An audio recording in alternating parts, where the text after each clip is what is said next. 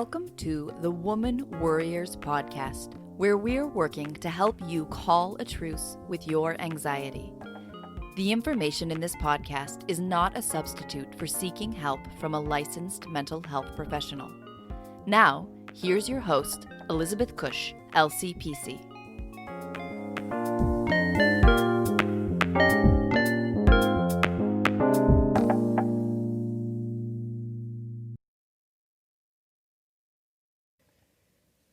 Welcome back to the Woman Worriers podcast.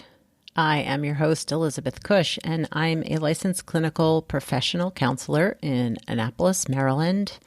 And today's episode is going to be a little different. This week's episode, I am just working through processing, feeling all the feelings around the protests, the rioting. I don't like that word, but the protests around the country and around the world after George Floyd's death, murder. So today's episode I'm going to dedicate to some women of color in podcasting, and I'm going to share their podcasts with you in a little bit. But I just wanted to share kind of where I am in this moment, and would love to know where you are, how you're doing, because it feels really hard right now, and I'm white. So it's not as hard for me as it is for women of color, for Black women. So I wrote a post on Facebook this week just talking about working toward empathy and compassion for the violence that's happening, the looting in some cities, because I think a lot of us, or a lot of people of color, are at a boiling point, and that there keeps being promises of change in police forces and promises of change in communities, and yet the racism continues. It's so deeply embedded in our culture and our country and in us, white people, that the dismantling of this is going to take an effort from white people in general, but liberal white people in particular.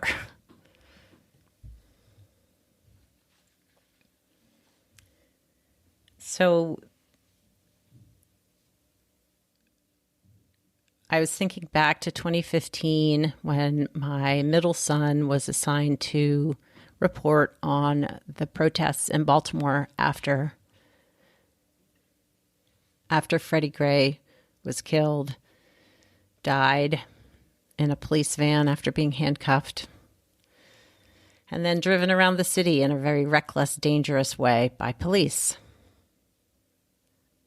And my son was there in the midst of the violence, and I was terrified. I was so scared for his safety. He's white. He was a 20-something young man reporting on what was happening. And it hit me then, as it does now, that level of fear is something that Black moms experience probably every day that their sons go out into the world. The fear, the worry that will they come back? Will they be alive? Will they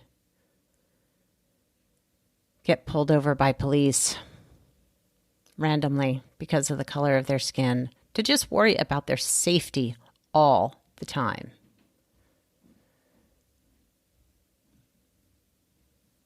And that just hurts to think about how hard that would be. where my fear for my son was situational in that moment because he was in a dangerous place. For women of color, that danger sits with them 24/7. And that's hard to sit with. That's hard to be with. That is hard for me to process and feel and own that that is what our country is. That is where we are still. But it's not just Black men who are being victimized and assaulted and harassed by police and sometimes being sexually assaulted by police or in their communities and killed. But more often than not, the women who have been victimized are much less visible. If you even take what's happening today,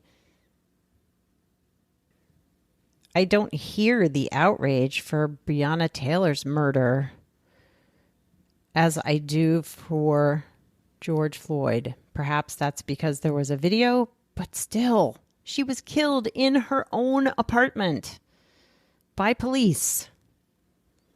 And why aren't we screaming about that or screaming louder? And I do get emotional about this. I'm angry, and for me, oftentimes anger comes out as tears. And so I am not looking for sympathy on how I'm feeling. That is not the purpose of this podcast. I wanted to address the fact that I know my voice shows the emotion that I'm feeling, and it's not about trying to make me feel better about how shitty this all is. So today, I want to share with all of you some women of color who I know as acquaintances, some I know more closely as what I would consider friends, colleagues, and share with you their podcasts. Some are mental health related, 2 are mental health related, 1 is not, but they're all women I admire for the work that they're doing out there in the world. I will also share some anti-racism education learning resources in the show notes for the podcast. So if you are interested in doing your own work, which I will admit I have done some work and I'm now going to continue doing more around my own ingrained racist beliefs, unconscious racist behaviors and thoughts. I'm going to be continuing to do my own work and also making a commitment to bring more women of color on the podcast because that's important to me.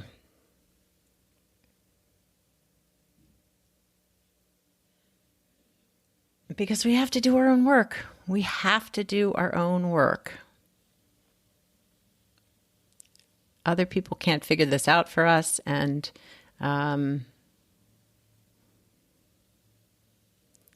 we got to be solid in our foundation of what we believe, what we stand for, confident in our ability to speak out against racism.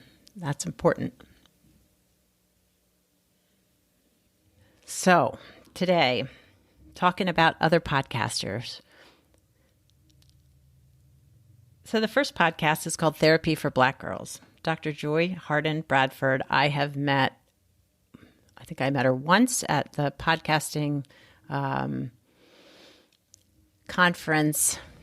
Now it's probably 3 years ago in Philly.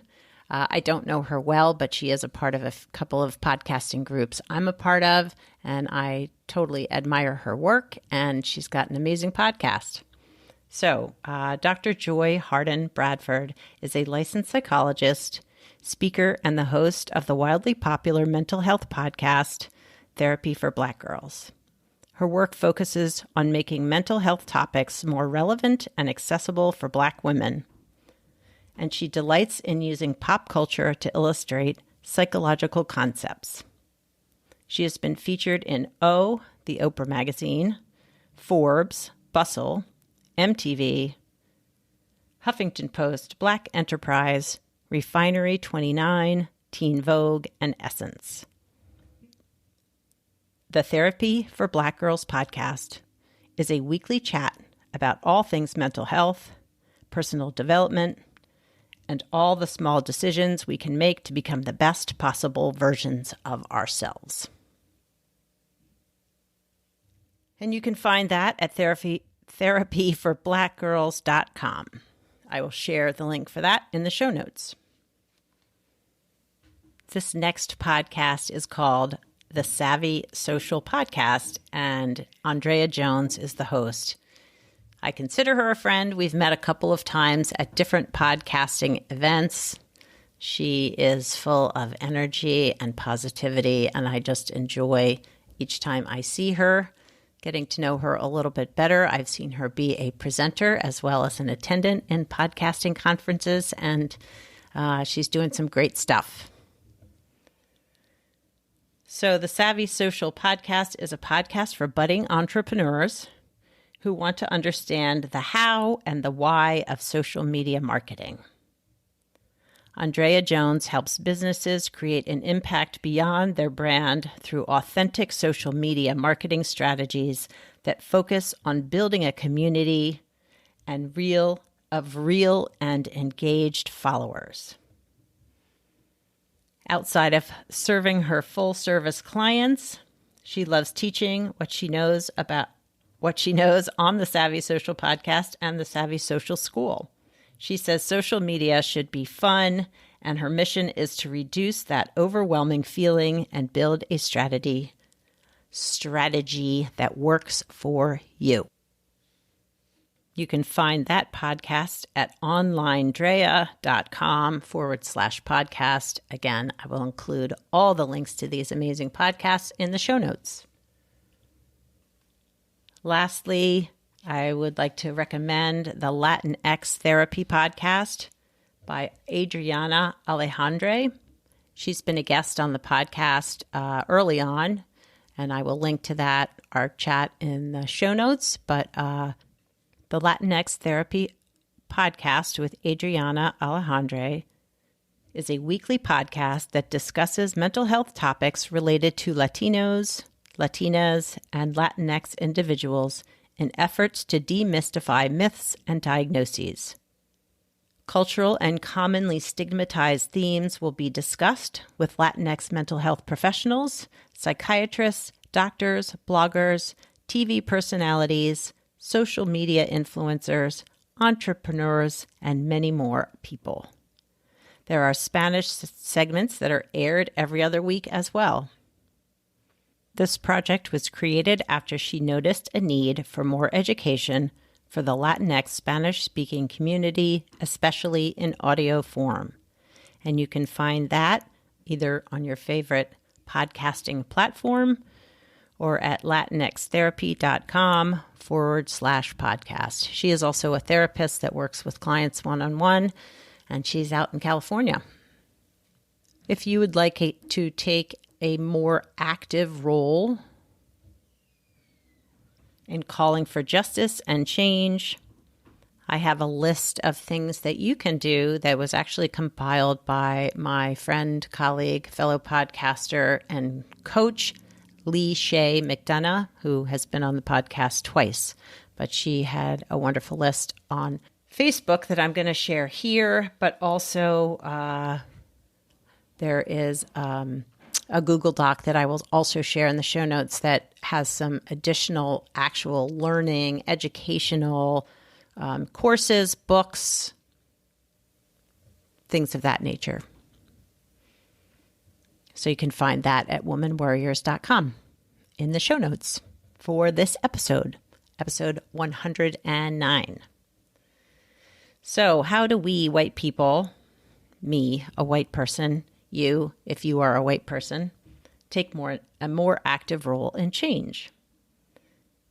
By acknowledging the ways we have directly and indirectly perpetuated racism in our culture, by recognizing the privilege we have and how we benefit from it, by centering the experience of Black, Indigenous people of color and calling out when whiteness is overtly or covertly used as an ideal or normative reference point, by speaking out against white supremacy, xenophobia, and other systems of oppression that are operating in the background, by educating ourselves about racism, and by taking on the mental and emotional load that Black, Indigenous people of color have shouldered for decades, and not asking them to educate us for free or to serve as a proxy for their community. By educating our children about the realities of racism, of white privilege, and modeling the behavior we wish to see in the world. And for me, as the mother of 3 grown white men, this was my most sacred and important duty as a mom. And I'm happy to say I have raised 3 very socially aware boys, men. By white people engaging in conversation with other white people about racism, and by being an agent of change within our communities. By refraining from posting and sharing images of victims that promote Black trauma porn as a means of calling for change, and instead posting things that illuminate the uniqueness and humanity of the person. By supporting Black, Indigenous people of color owned businesses and entrepreneurs, and featuring their expertise in our conferences, our summits, trainings, programs, and podcasts. And by listening more than talking, by accepting our responsibility for our actions, by acknowledging when we have done wrong, by seeking forgiveness, and by pledging to do better, and then actually doing better. This is by no means a all-inclusive list. We can always be working to do better, recognizing, calling out racism, doing our own work, learning, studying, reading, educating ourselves on how to be less racist, not racist at all. But it's hard. It's really hard. It's hard work. It's uncomfortable work. As I said, I've done some of my own work, and it can bring up a lot of shame, a lot of guilt. For me, it can bring up a lot of pain. Just noticing times when I have not spoken up, when I wished I had. But it has also brought a greater awareness within me when that racism just sneaks in unawares, where I'm making assumptions either about people or places or events. And that awareness has helped me to stop, recognize where I'm going, and reframe my thoughts and my actions and my feelings in a less racist way. So I am by no means perfect at this. I am still working actively on being a better human, a better white human, a better white woman, a more actively anti-racist woman. So all the resources, all the podcasts that I mentioned today will be included in the show notes. I hope you will check out the podcasts. All of them are amazing and informative and fountains of information.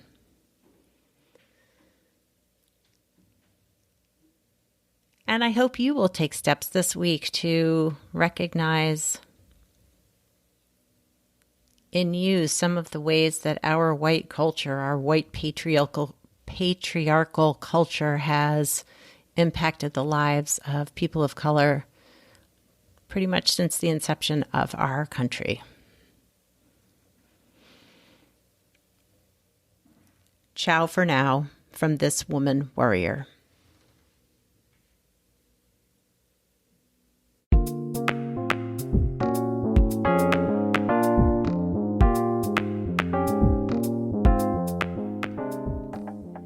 Thanks for listening and subscribing to the Woman Worriers podcast. Music was written and performed by Andy Cush. If you'd like more information on this episode, you can find the show notes, the resources shared today, and links to the guests' profiles at womanwarriors.com.